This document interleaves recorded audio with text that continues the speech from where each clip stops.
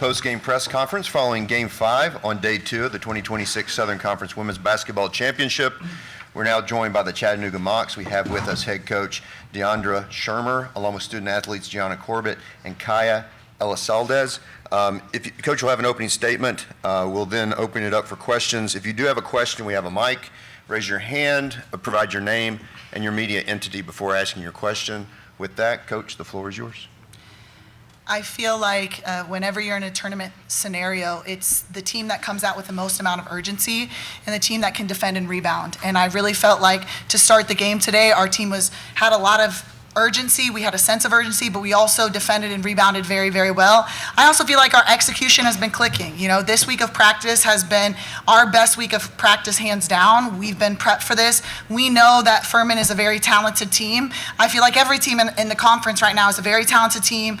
Furman's very well coached, and I just feel like our group right now is on a mission. And you can feel that with our defense. You can feel that with our intensity. And I'm really, really proud of how they've responded and how they've come out. It's not easy playing on a back-to-back, but our conditioning pulled us through, and we looked pretty fresh out there today. So thanks to our conditioning. Questions in the back? Hey, Coach. Chris Womack, WLOS here in Asheville. Not a huge differential in turnovers, but a drastic difference in points off turnovers. What do you think was the key to cashing those takeaways in for points?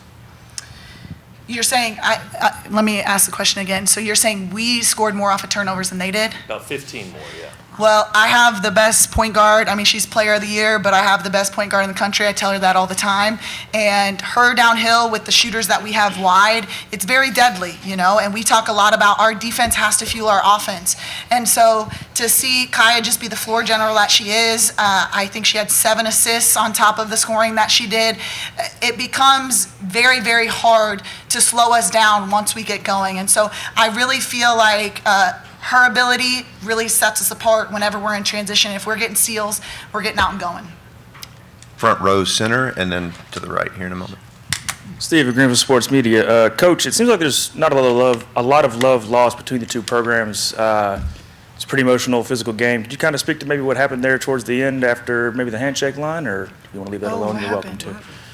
It just seemed like there was a little bit of a hostility. Well, I think right now, everybody wants to win. I think these girls, they put both our team and Furman, they put their blood, sweat, tears on the line every single time. They have a very talented team. I know, you know, if we were in that position, we would be frustrated as well. I think that in these moments, we know everybody's win or go home. It's dire. You know, you're living and dying by the basketball right now. And so I feel like there might be heightened emotions in some kind of way, but that's girls being competitive, and that's what I love to see. That was an excellent competitive game, and I'm really proud of how our team competed, and I know their team competed at a really high level as well. Front row. Samantha Casano with Local 3. Kaya, you had 28 points. This is coming off a game where you had 5 points, and obviously you didn't need to score that much yesterday, but what was different for you today? Like she was saying, Coach D was saying, I'm pretty comfortable in transition. I think that's where I find most of my comfortability, not only scoring, but finding everyone else. I also build most of my confidence off of being able to find my teammates. I know if I'm able to find them and they're able to score and everyone else feels good, I feel good about what I'm doing. But today I knew I had to really hone in on my defense. And the fact that I was doing well on defense and I felt like I was doing my job, which Coach D always says, I had a lot more confidence in everything I was doing, and I felt like that fueled all of us. So, yeah. Jean? She was fantastic on defense. All right, she had 2 fouls before the second quarter. Yeah, and contained, and they didn't even score. It was fantastic. It was elite. Gene Henley, Chattanooga Times Free Press. Deandra, you returned 2 of the top players in the conference, and the 2 young ladies right next to you. How much confidence did that give you that you would be in this position going into the season? Because you came back in a world where everybody transfers with 2 elite players. I feel like, yes, they're elite players and they score a lot and they are able to defend, but I have also the 2 most competitive players in conference. And the look in their eye after last year and how it finished, I knew that we had a group and they were hungry. And so they have set the tone with leadership They have set the tone with their energy, and I think that that's what's made this season so special. Is there's a lot of very, very talented scorers. There's a lot of very, very talented defensive players in the league. They ain't got the competitiveness and the leadership of these two, and I'm just proud to see them grow in that capacity because they're still somewhat underclass. She's an upperclassman now as a junior, but this is a sophomore playing like she's a 5-year senior with her competitiveness and everything that she's given our team from a leadership perspective. And I just feel like we right now, we have this thing going and moving and rolling, and I'm excited for our next game.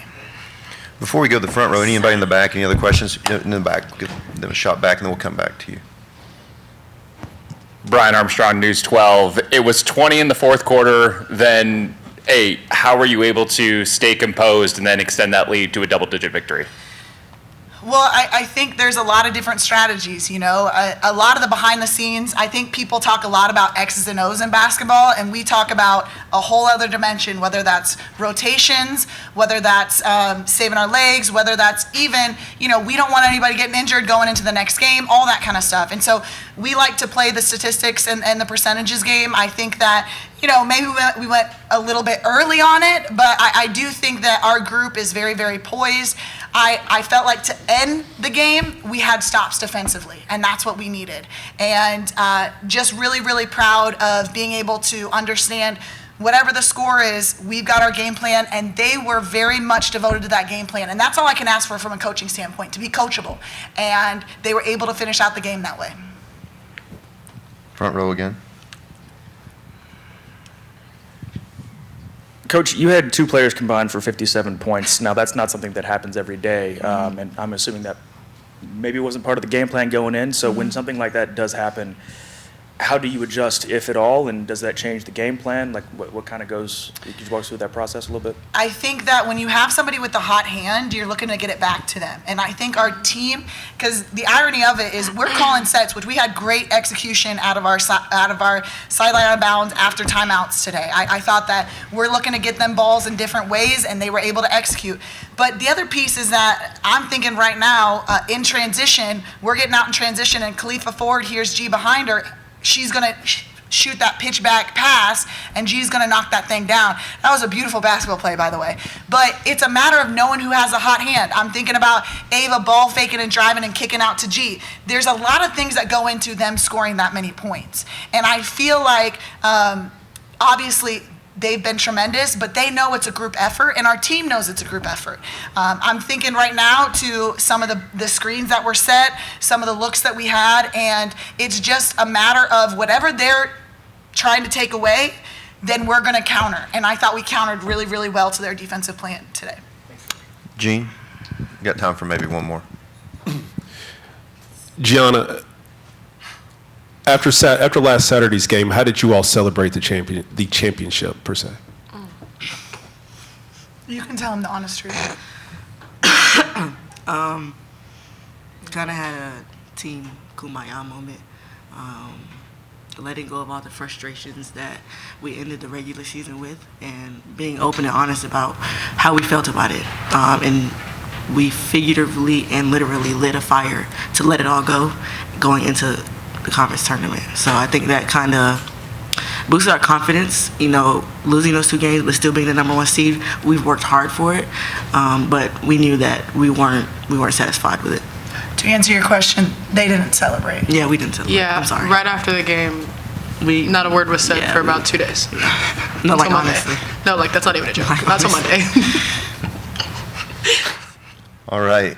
With that, Coach, thank you to you and your team. Appreciate you. Thank you very much. Thank everybody. Don't forget your thingy. Oh, yeah.